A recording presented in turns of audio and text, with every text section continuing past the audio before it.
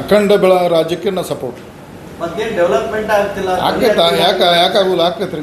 ಪ್ರಾದೇಶಿಕ ಬರೀ ಮಂತ್ರಿ ಬೇಕು, ನಾವು ನಿಗಮ ಬೇಕಂದ್ರೆ ಇಲ್ಲಿ ಅಭಿವೃದ್ಧಿ ಆಕತಿ. ಯಾರಾದರೂ ಒಬ್ಬ ಕೆಲಸ ಮಾಡಿ ಕೆಲಸ ಆಕತಿ. ನಮ್ಮ ಮಂತ್ರಿ ಬೇಕು, ನಿಗಮ ಬೇಕಂತ ಬರೀ ಅದ್ರ ಕಾಲ ಹಗರ ಮಾಡಿ ಹೆಂಗೆ ಡೆವಲಪ್ ಆಕತಿ. ಯಾವುದು ಅಭಿವೃದ್ಧಿ ವಿಚಾರದಲ್ಲಿ ಈ ಬೆಳಗಾವಿ ವಿಭಜನೆ ಬಂದಾಗ ನೀವು ಯಾರು ಕೂಡ ಒಂದಾಗಲ್ಲ.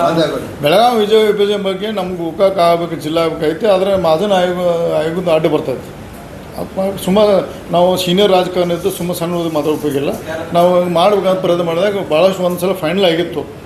ಸಿದ್ದರಾಮಯ್ಯ ಮಂತ್ರಿ ಇದ್ದಾಗ ನಾವು ಉಸ್ತುವಾರಿದಾಗ ಫೈನಲ್ ಮಾಡಿದಾಗ ಅವಾಗ ಸಮಸ್ಯೆ ಬಂದಿದೆ. ನಾವು ನಮ್ಮ ಗೋಕಾಕ್ ಜಿಲ್ಲೆ ಆಗ್ಬೇಕಂತ ನಂದು ಆಗ್ರಹ ಅದ. ಸರ್, ಈಗ ರಾಜು ಕಾಗೆ ಅವರು ಪ್ರತ್ಯೇಕ ರಾಜ್ಯದ ಬಗ್ಗೆ ಹೇಳಿದಾಗ ಜನ ಮಾತಾಡ್ತಾ ಇದ್ದಾರೆ, ಜಿಲ್ಲಾನ ಹೊಡ್ಯಾಕಾಗಿಲ್ಲ ಇವರು ರಾಜ್ಯ ಹೊಡ್ಯಾಕೆ ಹೊಂಟಾರಂತ.